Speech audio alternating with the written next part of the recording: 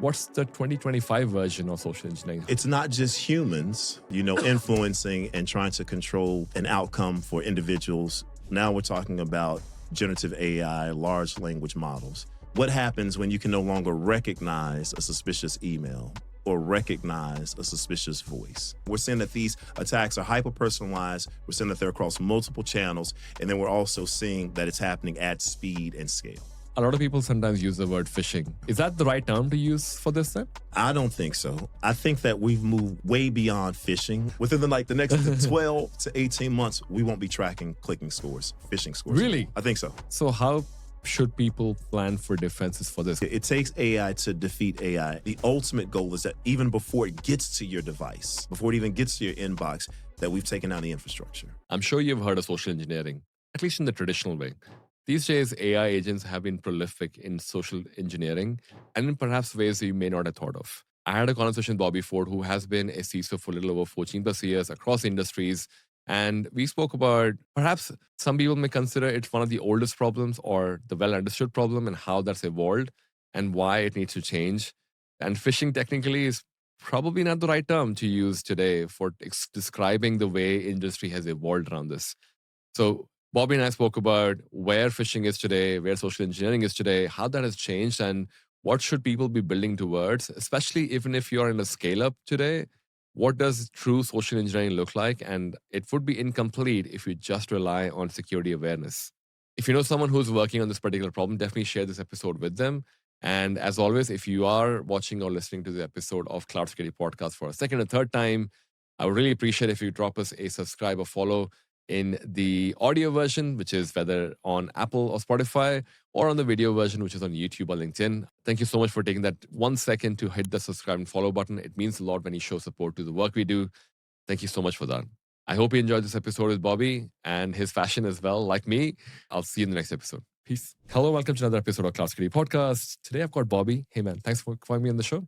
Hey man, I've been looking forward to this, so thank you for having me. I'm looking forward to this. We've known each other on the internet for a long time. For a long time. We've been internet friends longer than we've been like real life friends. Yeah. Now we're automatic friends. Yeah, we're automatic. Yeah. Tell us a bit about yourself, man. What's your professional journey been so far?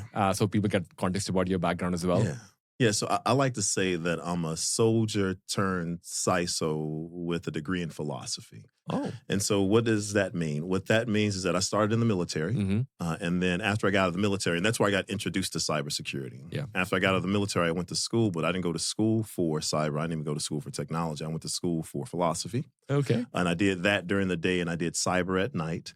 And then sort of worked my way up to from everything from compliance to incident response to information assurance, ultimately becoming the CISO for some really large organizations. So I've been a CISO in fast-moving consumer goods. I've been a CISO in life sciences. And then most recently, I was a CISO at a tech company. Oh, wow. But now I'm doing something completely different that I'm extraordinarily excited about. Yeah. I mean, we're going to talk about social engineering as well. Yeah.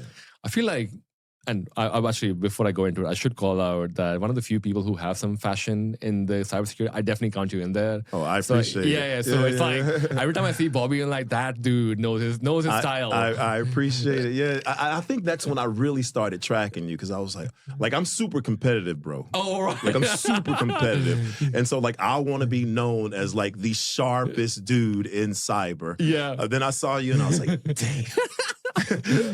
I appreciate you saying that. But I think it's, to me, I always find that cybersecurity is a lot about knowing the finer details. Yeah. It just kind of goes into clothing. It's to your point about how you look, how you present, how you tell the story. There's so much more to being a CISO than just being for lack of a bit of a technical person. And there's nothing wrong with it. It's just that in the current season of my life, and I'm sure in yours as well, we just want to dress a certain way. Yeah, and it's like, how do you show up, and then how do you want other people to perceive you? 100%. Yeah. So I'm there with you. Like, there's a lot about cyber that's attention to detail. Yeah. Right? There's 100%. a lot, and there's a lot about fashion that's attention to detail. Yeah, it's very easy to pick up once you know. Yeah. You realize, and you start talking about style. Like I say, again, I'm going in a very different tangent, but in a way, fashion is tied to social engineering as well. Because to your point about how you show up and how you kind of present yourself is what builds trust in people as well. So social engineering is one of those topics which I feel has been, at least since the time I've been in cybersecurity, everyone has known about it. Yeah. I wonder what's the 2025 version of social engineering, how you describe it to people today. Yeah. So when you think about what social engineering is, it's an expression that I think was first used in the late 19th century. And then it really got popularized in the mid 20th century by a philosopher. Oh, right. And it was this philosopher who thought if you treated humans like machines, you could optimize them. Okay. And so why don't we look at how we would engineer a human or a collection of humans to perform at like optimal performance? So that's what social engineering is. And then Kevin Mitnick, who we all know as like the original hacker, he really popularized it in the cyber community to mean something bad. And so what social engineering is how do I get an individual to, through my behavior, to change their behavior to do something that I want them to do, like so I can achieve an outcome. So the question that you ask is like, what does that look like in 2025? Yeah. Well, it's not just humans, influencing and trying to control an outcome for individuals. Now we're talking about generative AI, large language models. And so what does that mean? What that means is that I believe that there was a time when you could, with the naked eye or the naked ear, tell that this isn't an individual that I know. Yeah. What happens when you can no longer recognize a suspicious email or recognize a suspicious voice? That's where we're headed. Yeah. And to your point, I mean, deep fake and all of that is like a very much, it's an individual. There are a lot of scams. I wonder what's the landscape now with the AI pieces into the mix. Yeah. To your point about the social engineering landscape has changed. What are some of the real life examples that you guys have come across? So I can tell you some real life examples. Let me take a step back. So what are we seeing differently about social engineering attacks? There's a couple things. The first thing is that we're seeing that they're hyper-personalized. They're hyper-personalized. Whereas before they were more generic, and so I could recognize it because it was generic. Now they're like email, text, or LinkedIn messages from you to me that says, hey, remember we talked about fashion? Yeah. Because they were able to pull down sources or pull information that go back to this podcast. Yeah. So they're hyper-personalized first. The second thing that we're seeing is that it's happening across multiple channels. Before we only had to worry about email. Now we have to worry about email, SMS, WhatsApp, Signal, social media, Slack help messages. desk, Slack, Teams, Zoom, like you name it. So hyper-personalized, multi-channel. And then the last thing I'll say is that we're seeing them at scale and speed. And so what I like to say, Ashish, is I like to say that AI has turned days and hours into minutes and seconds. So whereas before, when you think about like the Lockheed Martin kill chain for a cyber attack, it used to take me a while to gather reconnaissance. Yeah. Right? It would take me a while to weaponize or to scan. It would take me a while to sort of weaponize the vulnerabilities, like a while from recon to attack. Yeah. Yeah. Now, not only can that happen within minutes, it can happen at scale. So before I would have to do recon on you, right? Now I can do recon on your entire social network like that. Yeah. So that's what we're seeing now. We're seeing that these attacks are hyper-personalized. We're seeing that they're across multiple channels. And then we're also seeing that it's happening at speed and scale.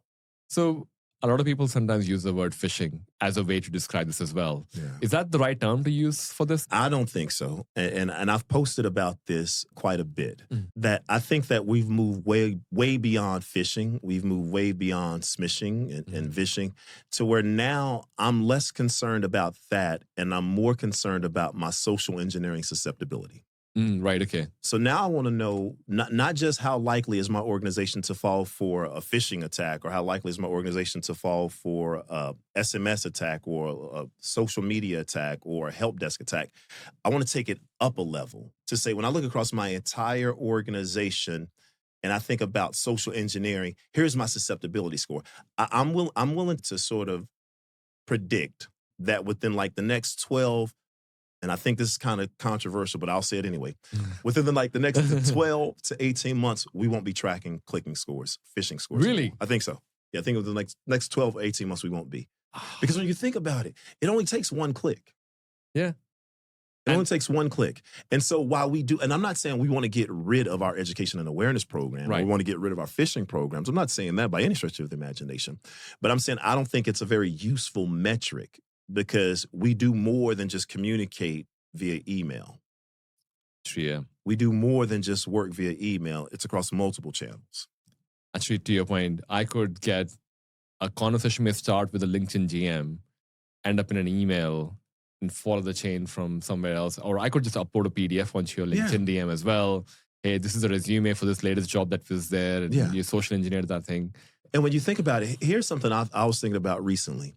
Most of our initial contact happens online.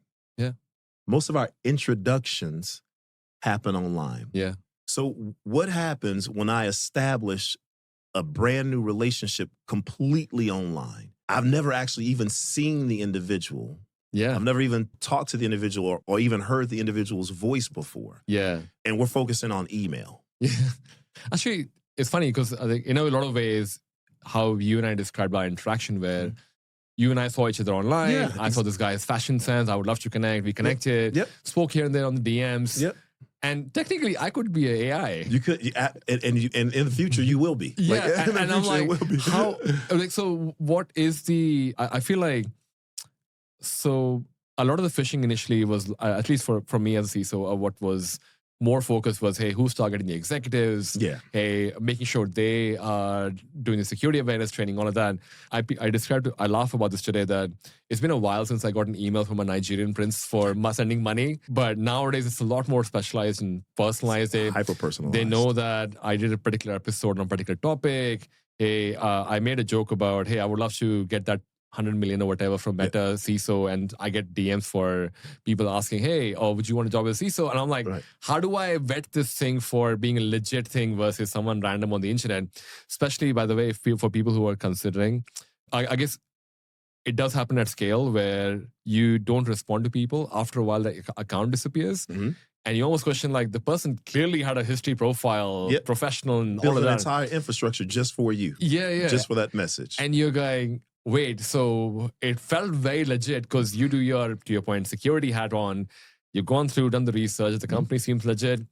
It's just a thing on the website saying I work for, I don't know, Microsoft. You're not going into Microsoft to check that I'm actually working in Microsoft. No, I could write whatever I want. Yeah, you know how many people have like fake titles, right? Like legitimate people with fake titles on LinkedIn. What happens when we sort of get towards agentic AI and they're creating fake titles and fake resumes and fake jobs that they've held? So is the value, because a lot of that used to go down the path of, hey, someone wants to impersonate the executive. That's where that fear used to come. So is that changed now?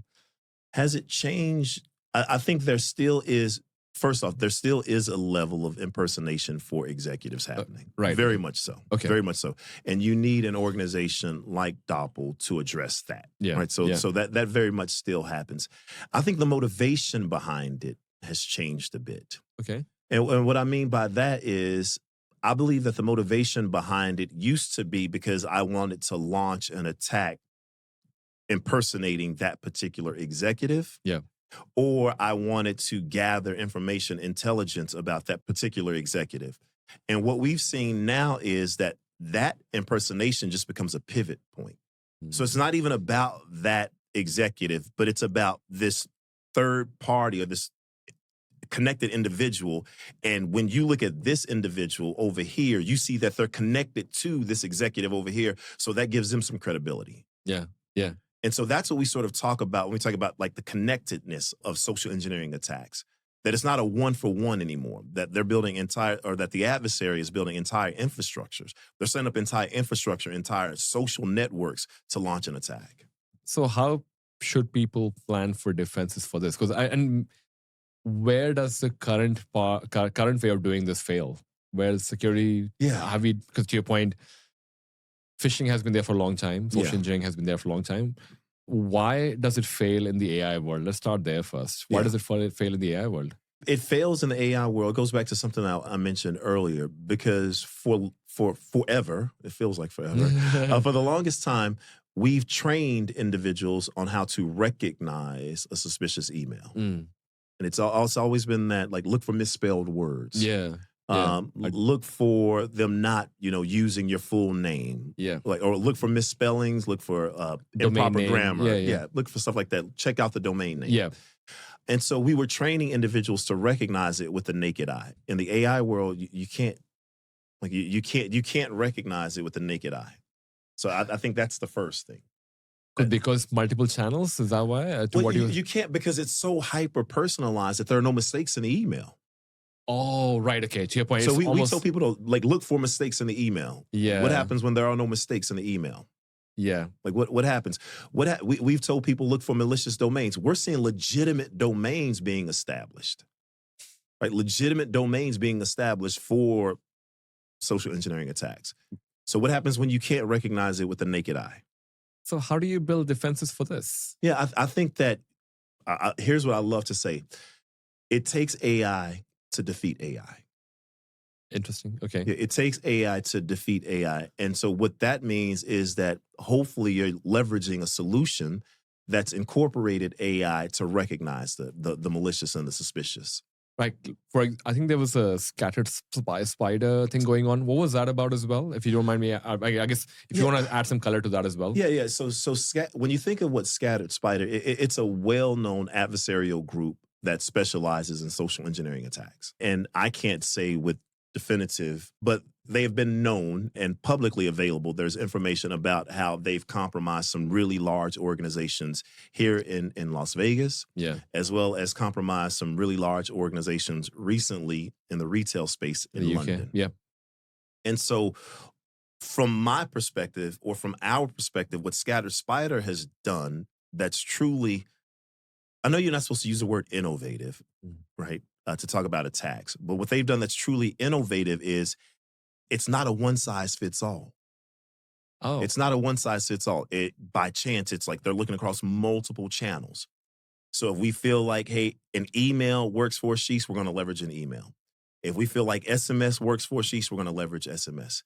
If we feel like the help desk works for Sheesh, we're going to leverage the help desk. Yeah. And so that's what Scattered Spiders has done that to me is sort of different. It's not a one-size-fits-all. They haven't selected, hey, we're going to look for web-facing applications. Like, it doesn't matter. However we can compromise you, like, we will compromise you. Truly what a malicious attacker does, which is, I don't really care. I don't care. I just want the lowest, I guess the lowest or the easiest path to get into the company. Yeah, if it's an SMS, it is an SMS. It's the easiest path to get into the company. And again, it's forever we've looked at protecting technology. Yeah. We've looked at, this will also be controversial, we've also looked at protecting data, looked at protecting applications, where it really doesn't matter. It's like, what's the objective? I'm not compromising the application for the sake of compromising the application. Yeah. I'm compromising the application because ultimately I want to exfiltrate some data, because ultimately I want to make money off of that data. It's always monitoring. Yeah. And so it doesn't matter how I do it. Like, I don't have a set playbook I'm not bound by any sort of regulations or bound by any requirements to do it one certain way. Yeah. It's like, Malcolm X, by any means necessary. Yeah. I'm going to use any means necessary to achieve my objective. Do you feel like people need to change the way they measure success for phishing and security awareness? Because at the moment, to your point about click-through rate is what people kind of go with. Mm-hmm. If I found that out of the 10,000 employees we have, only 20% did the click or whatever. 9%. That's still too many. Yeah. Because it only takes one click. Yeah, that's right. But what should the new ROI be then, I guess? Or how do you describe these metrics to the executives? Yeah, like I mentioned earlier, I think it's through social engineering susceptibility. Like, you'll hear me keep saying that. Like, I will be successful in what I'm trying to do in my new role. Yeah. If a year from now, CISOs are reporting to their board on their social engineering susceptibility score. Interesting. Like, I will be successful because I think that's the metric we need to track. And that looks across multiple channels. It says that if I were to call my help desk, how likely is my help desk to give away valuable information. Mm. If I were to send my organization SMS messages, how likely is my organization to respond to those SMS messages?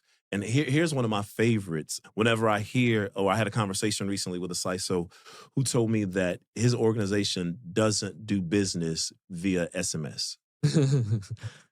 Okay. And I was like, okay. I was like, okay. How do you know? Yeah. Like, how do you know? Like, I think there are so many ways, that we do business. We do business, we trade military secrets, Yeah. everything via text. So, Yeah. I mean, I think I've heard WhatsApp groups, Signal groups. I've also heard Telegram groups. Yeah. I think in my couple of roles before the CISO, the executive group was a WhatsApp group for people, making people aware there's an incident. Hey, whose department looking after all that? Yeah.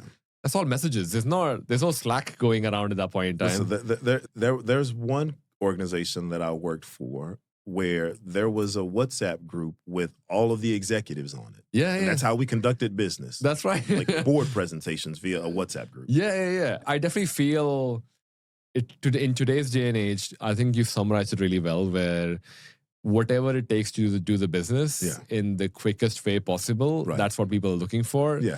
Like, I was not on WhatsApp before that. I was primarily a single person, but I had to be on WhatsApp. You can't really tell the rest of the executive, hey, actually, I don't think it's secure. Yeah. Meta or whatever. Yeah. You figure out a way to secure it. Yeah. That's what our role as security professionals is. Yeah. It's to figure out a way to secure the environment. Like, business has to get done. But if you think about it, remember, there was a time when we told our organizations that they couldn't use social media. Yeah, there was that. Yeah. Like, think about it. Like, go back even further. There was a time we told our organizations, you can't use the internet. Yeah. Do not use the internet. That's where business happens. Yeah. Then we said you can't use social media. Yeah. Like, that's where business happens. Now we're saying don't use AI. Don't use it. Like, bro, that's where business happens. Yeah. Yeah. So you got to figure out a way to secure it. Yeah. And do you find now that there is I love that you're going with social engineering, what was the susceptibility. Yeah. To measure that, how would you say people, because I guess in today's day and age, when someone is thinking about social engineering or how susceptible they are to social engineering, a lot of CISOs may go down the path of saying, hey, I've got a security awareness program. Right. We've done phishing campaigns to see how effective they are. We've tried all these other things, which makes me feel we don't need to really go down the path. Because social media monitoring in itself is like a whole ordeal at that point in time that no one wants to be part of. Right. Because it's almost like, some people may think it's too intrusive. Too intrusive. Yeah. Like, people are almost like, oh, why do you want access to my personal social media? Right. And it's like, there's so many. Some people feel like it's a violation of privacy. 100%. 100%. So where do you how do you even go down the path of implementing something like this? So what we've discovered is that there are two parts to it. There is the visibility into it, and then there is the remediation. So what I like to say is that it's not just about identifying it. Okay. It's about like fixing it. Like, you can't just identify, hey, look at all these problems we found. Look at all these issues we found. So it's about identifying it, but then it's also about remediation. So back to your question, like, how do you solve for it? Most of what can be done when you recognize these malicious domains and these malicious infrastructure that has been stood up for the purpose of social engineering attacks, you can take it down at the infrastructure level. Yeah. And so the ultimate goal is that it doesn't land on a mobile device. It doesn't land in an inbox. The ultimate goal is, hey, listen, we're monitoring for these malicious domains, whether it's, on web pages, whether it's paid ads, whether it's telephone, social media, whatever it is, we're monitoring for that and we're taking it down. So that, like I said, the ultimate goal is that even before it gets to your device, before it even gets to your inbox, that we've taken down the infrastructure. Like, that's the ultimate goal. Like, I think that's how you remedy it. How do I solve for it? I fix it so that I'm not putting the onus on the user. Interesting. I'm addressing it. It's truly preventative. Truly preventative. And would you say with the current way organizations, they already have a security awareness program? They have, like, I almost feel where you're coming from is almost like an uplift to an existing model, where the current model doesn't look at social susceptibility. It doesn't look at what are the multiple data points. I may be bitching about my boss on Twitter for whatever reason without calling them out. Right. But but people can look up my LinkedIn, know that which company that I work for, who potentially my boss is. Yeah. Now these are the websites. Connect the dots. Yeah. They can easily connect the dots and take it all the way. Yeah, and you can do it at scale. Yes. You can connect the dots at scale. So whereas before you would think of an individual that had to stitch all of that data together. Yeah. And now it's like, give me a report on Ashish. And I get it all. But then once I get it all in the hands of the adversary, it's like shooting fish in a barrel. Yeah. So to your point, if people were to approach this today, even from an uplift perspective, have that visibility and remediation kind of like a two-phase part where how much visibility do you actually have today in terms of your security awareness, social susceptibility, how much of the social monitoring is happening at what level? Should it be every employee, every department? It depends. And I would say that visibility into it now happens via a bunch of stitched solutions. They try to stitch them together. So you have something for dark web monitoring. Right. You have something for threat intelligence. You have something else for social media monitoring. Mm-hmm. You have something for malicious domain monitoring. You have something for phishing, right? And so you have all of these point solutions. Yeah.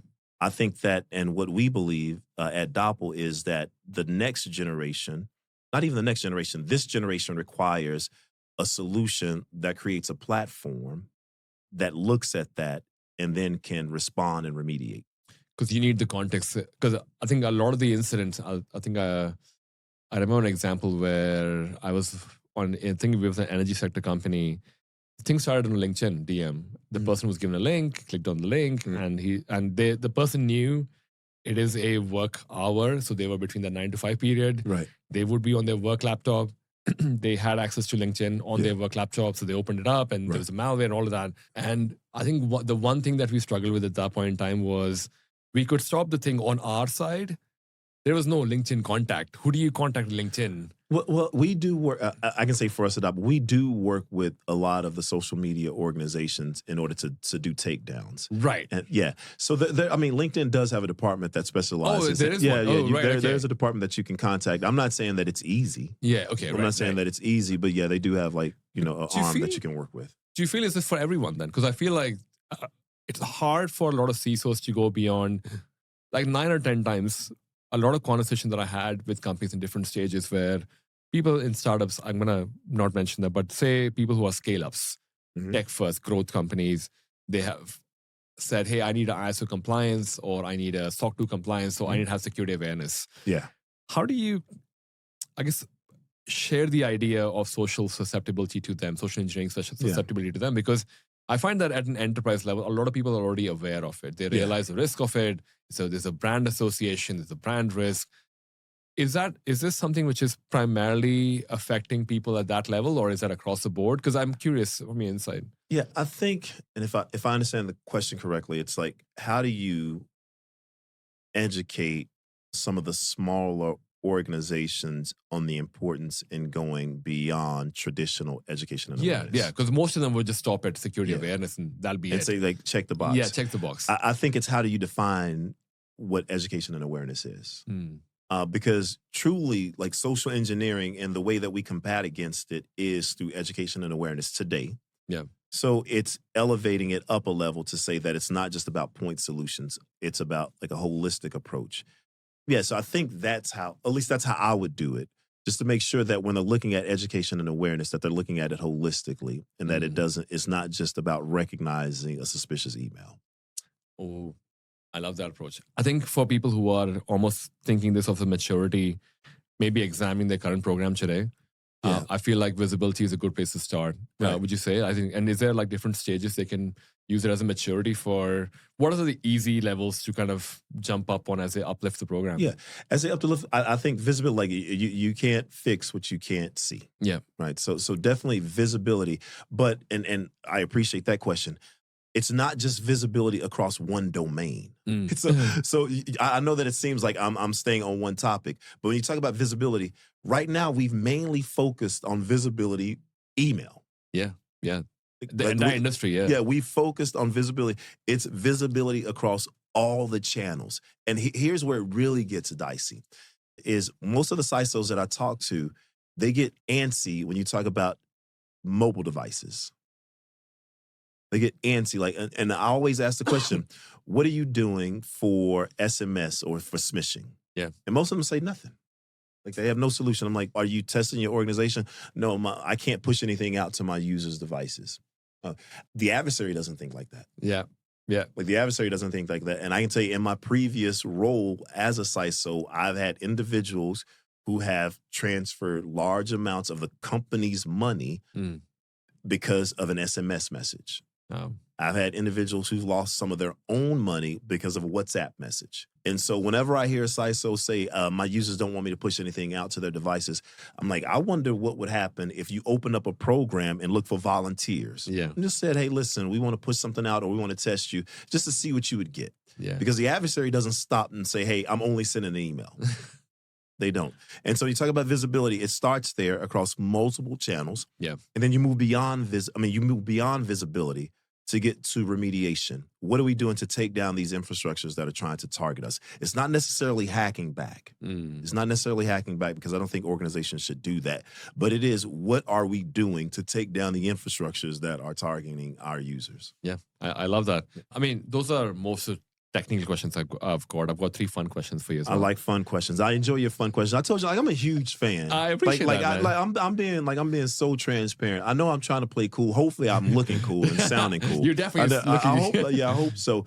But bro, like, I'm a huge fan. Like, just sitting here in front of you, like, I listen to you all the time. I appreciate that. And so, and I think when we saw each other in San Francisco, like, I ran to you on the street, and I was like, I gotta go stop it. Yeah, because I'm a huge fan, because, like, your content, I'm not just blowing smoke. Like, your content is so poignant. I appreciate and that. it's so informative. And especially for, like, once you get to a certain level, you get scared to ask questions because you don't want to look like an idiot to your staff. Yeah. Right? Yeah. You would be surprised how much you've educated me. So there are times when I'm listening and I have a notepad out and I'm taking notes. So again, I know the fun questions, so perfect. Thank you. All right, So let's do it. So that's the first one. What do you do when you spare time when you're not working on solving this phishing problem, social engineering problem in the world? Yeah. I spend way too much time at the gym. Like, I do. I can see that. People should watch the video. This guy's got some guns. I appreciate you saying that, but most of the time I'm at the gym, I'm just talking. Oh. Like, I spend way too much time at the gym talking, way too much time in the sauna and the cold plunge. Like the gym is like my me time. So I spend way too much. And when I say way too much, 3.5 hours. And I'm not working out the entire time. I'm just in there hanging out. Is this like a regular gym, or you go for CrossFit or one of those ones? I mean, they have that. I don't do it. Oh, right. I mean, you're just talking to the guys doing the CrossFit. Yeah. I just talk to exactly. When they're on their break, I go talk to them. Yeah, fair. Like, when you're done with the muscle up, I'll talk to you after that. Then we can hang out. Fair. Yeah. Second question, what is something that you're proud of that is not on your social media? Yeah, and when you ask that question, like, I've always had a great response. What am I proud of that's not on my social media page is that my first gig in cybersecurity was me scraping stickers off of hard drives. Really? Yeah. And I go back to that, and I remember at that time thinking, like, how can I make a living doing this? Yeah. Wait, so what was the purpose behind doing that? So I was in the military. Yeah. And in the military, whenever you had classified hard drives, you'd have to put classification stickers on them. Okay, so you right. had to put, like, the red stickers on them that said secret, or the yellow that said SCI. And so when it was time to decommission those hard drives, we'd have to degauss them. But before we degauss them, we have to scrape the stickers off, because we didn't want, if it fell into the wrong hands, for them to know this used to be a classified drive. Yeah. And so that was my gig. Oh, wow. That was my gig. I was scraping stickers off of hard drives, putting them through the degausser. Man, that's how I got my start. Starting there, all the way up to CISO. All the way up to CISO, and from CISO to startup. Wow, man. Yeah. Final We're question. Very fortunate. Yeah, dude. And thanks for sharing that as well. I appreciate that. It's a humbling start as well. You realize that I think a lot of people are thinking about different ways for they all want a cool CISO job straight up, but they don't talk about like the journey to get there is a long one, man. Yeah, it's a long one. Yeah. And it doesn't always start off, and so that would be like my word of encouragement to anyone that's listening. Like, it doesn't always start off in compliance. It doesn't always start off. Sometimes it starts off in a really crappy gig, but you just stick with it and put yourself in position for opportunities. Yeah. Oh, no, thank you for sharing that. Yeah. Final question. What's your favorite cuisine or restaurant that you can share with us? My favorite cuisine is, I am a fan of Michelin-starred restaurants. I'm a huge fan. And my favorite restaurant is this 3-star Michelin restaurant called the Inn at Little Washington. It's outside of D.C. Okay. And it's in the middle of nowhere. Right. Like, it's in the middle of nowhere, but they've served presidents and queens and kings. I mean, you should like really look it up, because it's like a hidden gem. And an entire town has been built around this one particular restaurant. So you asked what's my favorite cuisine. It would be Michelin-starred restaurants. Fair. And the restaurant would be the one. It's the Inn at Little Washington. Interesting. And is that like a farm to table? Is that why? Or it's definitely farm to table. I'm not exaggerating. Like, the entire town has been built around. So there are farms, there are gardens. It's all like right there. Like, the chef there's a rock star. Wow. Like, he's like legit like a rock star. He walks around taking like selfies with people, signing autographs. He's given birth to other Michelin-starred restaurants. Oh, wow. Well, I think you and I align out there as well. So my wife and I are on a mission for trying all the Michelin star restaurants. I know it's like going to be a list that we'll continue into as we get old as well. So, right. So every time we go to a new city, we try and make sure we at least book one Michelin star restaurant. Very cool. Yeah, at least it's like, it becomes a special meal, but at the same time, it's also an experience that you would have never had otherwise. Like, Exactly. I think we were in Norway and Finland, and it's like all the Nordics in Scandinavia, but the way they sounds so silly to say that it's like a salmon soup, but that was one of the best salmon soup I've ever had in my life. Okay. And I'm like, it's just salmon soup. I'm like, how good a salmon soup can be. But I'm like, it was great. And I'm like, I go back to that when you mentioned Michelin star, and every time I talk to someone who knows what that is, because I think it's almost an acquired taste as well. Yeah. You could totally be happy with the McDonald's. Nothing wrong with it. Listen, I tell anyone that goes to, if you go to a Michelin star, you don't go there to get full. Yes. Like, you legit have to be prepared to eat a meal after that. Yeah. You go there for the experience. Yeah. And I'm in pursuit of a perfect bite. Like, that's what my ultimate goal is. Like, I want one perfect bite. I've come close. Yeah, okay. I've come close, but I just want one bite that makes me say, "Oh my God, this is the best thing." That's what it's all about. And so that's why I'm a fan of like the Michelin star, because like they have like these one bites that they bring you. Yeah. That it's like, oh my. Awesome, man. Thank you for sharing that. I did have another question, because obviously you've done the gigs in cybersecurity across different areas. Now you moved over to Doppel. Why that change? Why not go to another CISO gig at another place? Yeah. So I've done the CISO thing now for 14 years. Right. I've been a CISO for 14 years. And what I found, Ashish, is that I was joining organizations that were very, very late stage. So joining organizations that had been around at a minimum for 80 years. Right. And so I had built programs, but I'd never really helped build an organization or build a company, build a brand. I was attaching myself to large brands. I never really helped build a brand. And not only are we building a brand at Doppel, but we're also creating a category. And to me, that's legacy. And I'm at a point in my career where I'm really thinking about legacy. So I think those are like the first two reasons, right? To actually build an organization. It's something about legacy. And then the third reason, I don't know if our co-founders have been on the podcast. No, not yet, no. Okay, I think that if you meet them, bro, like, you're going to be so impressed. Right, okay. Yeah, like super impressed, because I mean, these are like they're former Uber engineers, but just like these brilliant minds that came up with like this brilliant concept in the tech work. So you say like, so why Doppel and not another organization? I would say because of those reasons. Like, I believe in building something. Yeah. I believe in creating a legacy. Yeah. And then like we have brilliant co-founders. That's awesome, man. And where can people hear more about Doppel and the amazing work they're doing? So definitely follow us on social media, so on LinkedIn, and then you can go to our website as well, doppel.com. And learn more about us, and then check out the content that we create. Yeah, and where can people find you on the internet? Yeah, they can find me on LinkedIn. I'm really active on LinkedIn, and when I'm not like commenting on your content, they can find me at a gym. 3 hours later, Yeah, Bobby's still there. Exactly. Yeah, fair. No, thank you so much for that, for sharing that. And thank you. for coming on the show as Yeah, well, man. I thank really you. appreciate that. No, I appreciate the invite. I appreciate being here. Like I said, it's like I'm high now. Like this has been phenomenal for me. I So appreciate thank you. that, man. Yeah. Thank you so much for saying that. Yeah. And thank you everyone for tuning in as well. We'll see you next episode. Peace. Thank you so much for listening and watching this episode of Cloud Security Podcast. If you've been enjoying content like this, you can find more episodes like these on www.cloudsecuritypodcast.tv. We are also publishing these episodes on social media as well, so you can definitely find these episodes there. Oh, by the way, just in case there was interest in learning about AI cybersecurity, we also have a sister podcast called AI Cybersecurity Podcast, which may be of interest as well. I'll leave the links in the description for you to check them out. And also for our weekly newsletter, where we do in-depth analysis of different topics within cloud security, ranging from identity, endpoint, all the way up to what is the CNAP or whatever a new acronym that comes out tomorrow. Thank you so much for supporting, listening, and watching. I'll see you next time.